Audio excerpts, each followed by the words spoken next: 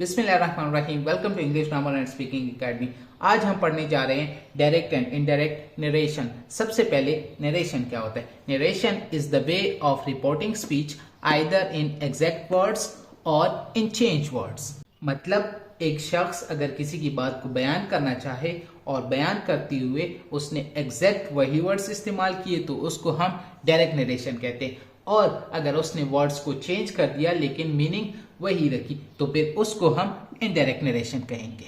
Rules पे जाने से पहले स्टूडेंट्स आपको पता होना चाहिए कि रिपोर्टिंग स्पीच क्या है और रिपोर्टेड स्पीच क्या है। जैसे इस सेंटेंस में है he said I am happy. यहाँ पे ही सेड सिर्फ जुमले को इंट्रोड्यूस कर रहा है तो इसको हम रिपोर्टिंग स्पीच कहेंगे, और जो मेन बात जो स्पीकर ने कही हुई है उसको हम रिपोर्टेड स्पीच कहेंगे।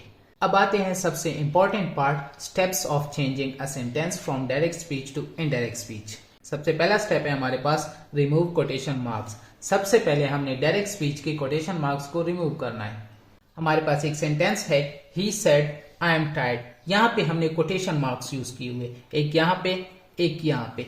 इसका मतलब ये है कि हमने ये बिल्कुल एग्जैक्ट वर्ड्स इस्तेमाल किए हुए सब्जेक्ट के। और दूसरा सेंटेंस है हमारे पास he said that he was tired. ये हमारे पास इनडायरेक्ट स्पीच है। ही मतलब जो बोलने वाला है उसके एग्जैक्ट वर्ड्स इस्तेमाल नहीं किए हैं। दूसरा स्टेप है हमारे पास चेंज रिपोर्टिंग वर्ब। इसका मतलब ये है कि जब भी हम किसी डायरेक्ट स्पीच को इनडायरेक्ट स्पीच में चेंज करना चाहें तो हमने रिपोर्टिंग वर्ब को चेंज करना है। लेकिन हमें कैसे पता चलेगा कि हमने कौन सा रिपोर्टिंग वर्ब लगाना है? तो उसके अपने ये 4 तरीके हैं। अगर सेंटेंस की मीनिंग से हमें पता चलता है कि ये सेंटेंस कोई स्टेटमेंट है तो हम सेड या told as a reporting verb इस्तेमाल करेंगे। सेड को हम उधर इस्तेमाल करेंगे जब हमारे पास ऑब्जेक्ट ना हो, और टोल्ड को हम उधर इस्तेमाल करेंगे जब हमारे पास रिपोर्टिंग वर्ब में ऑब्जेक्ट मेंशन हो। और इस तरह अगर सेंटेंस की मीनिंग से हमें पता लगे कि सेंटेंस में कोई क्वेश्चन की बात हो रही है, कोई सवाल की बात हो रही है, तो हम as a reporting verb ask को इस्तेमाल करेंगे।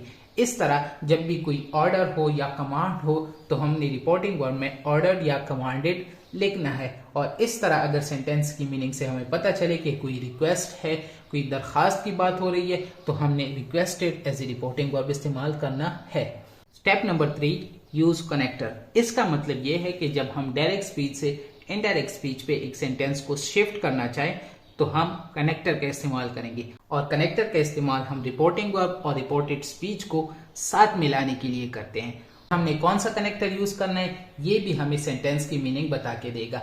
अगर सेंटेंस में कोई स्टेटमेंट हो तो हम दैट इस्तेमाल करेंगे, और अगर सेंटेंस में कोई क्वेश्चन हो और वो वाला क्वेश्चन जो हेल्पिंग वर्ब से स्टार्ट हुआ हो, मतलब यस नो वाले क्वेश्चन जिसके आंसर यस नो में पॉसिबल हो, तो उधर हम इफ या वेदर इस्तेमाल करेंगे। और इस तरह अगर हमारे पास सेंटेंस में कोई क्वेश्चन है जिसके स्टार्ट में WH वर्ड आया हो, WH word mean why, when, where, how, what, etcetera etcetera, तो हमने क्या करना है, उधर फिर हमने सेम WH वर्ड इस्तेमाल करना है एज ए कनेक्टर।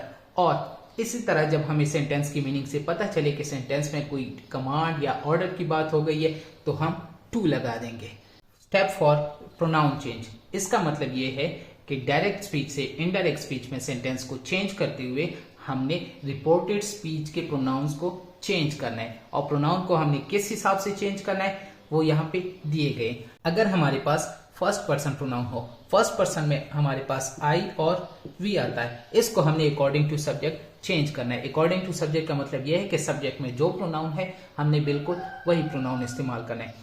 इस तरह अगर हमारे पास सेकंड पर्सन प्रोनाउन यूज हुआ है तो हम उसको अकॉर्डिंग टू ऑब्जेक्ट चेंज करेंगे, और सेकंड पर्सन प्रोनाउन में हमारे पास सिर्फ यू आता है। और अगर हमारे पास थर्ड पर्सन प्रोनाउन आया हो, थर्ड पर्सन में हमारे पास आते हैं ही, शी या दे, तो इसको हमने नो चेंज भी चेंज नहीं करना, बिल्कुल हमने वही इस्तेमाल करना है। और इन रूल के लिए एक खास फार्मूला लोग इस्तेमाल करते हैं जिसको कहते हैं सन। सन मीन अगर फर्स्ट पर्सन हो according to subject, second person हो according to object, third person हो no change. Step number 5, tense conversion.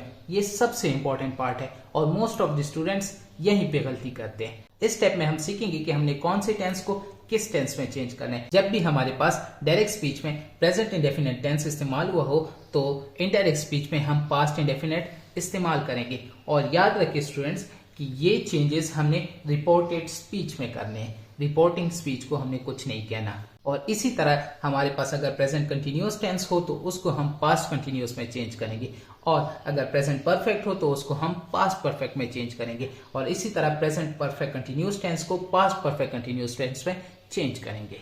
जब भी हमारे पास पास्ट इंडेफिनिट इस्तेमाल हुआ हो तो उसको हम पास्ट परफेक्ट टेंस में चेंज करेंगे, और अगर पास्ट कंटिन्यूअस इस्तेमाल हुआ हो तो पास्ट परफेक्ट कंटिन्यूअस में उसको चेंज करेंगे। और इसी तरह अगर हमारे पास पास्ट परफेक्ट इस्तेमाल हुआ हो या पास्ट परफेक्ट कंटिन्यूअस इस्तेमाल हुआ हो तो हमने इनडायरेक्ट स्पीच में टेंस को चेंज नहीं करना।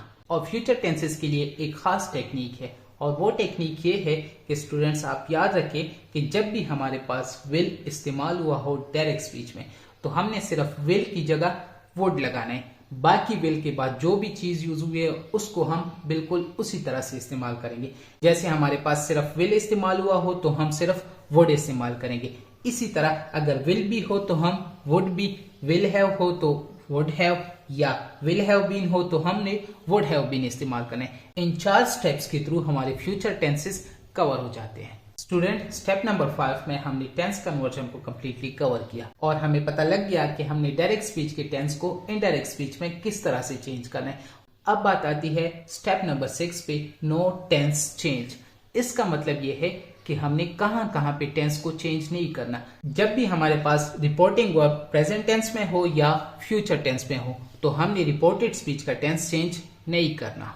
और दूसरा पॉइंट है हमारे पास यूनिवर्सल ट्रूथ। इसका मतलब यह है कि जब भी सेंटेंस में यूनिवर्सल ट्रूथ इस्तेमाल हुआ हो तो रिपोर्टेड स्पीच का टेंस हमने चेंज नहीं करना।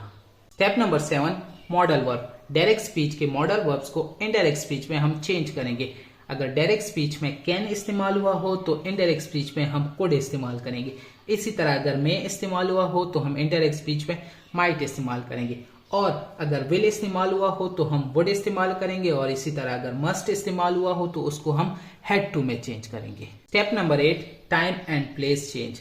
इसका मतलब ये है कि जब भी हम किसी सेंटेंस को डायरेक्ट स्पीच से इनडायरेक्ट स्पीच में शिफ्ट करना चाहे तो हमने डायरेक्ट स्पीच के टाइम और प्लेस को चेंज करना है। अगर डायरेक्ट स्पीच में नाउ इस्तेमाल हुआ हो तो इनडायरेक्ट स्पीच में हम देन इस्तेमाल करेंगे, और अगर डायरेक्ट स्पीच में टुडे इस्तेमाल हुआ हो तो इनडायरेक्ट स्पीच में हम दैट डे इस्तेमाल करेंगे, और अगर टुमारो इस्तेमाल हुआ हो तो हम इनडायरेक्ट स्पीच में द नेक्स्ट डे, या अगर हेयर इस्तेमाल हुआ हो तो हम इनडायरेक्ट स्पीच में देयर इस्तेमाल करेंगे। स्टूडेंट्स, तो इस वीडियो में हमने 8 स्टेप्स को 1 बाय 1 डिस्कस किया।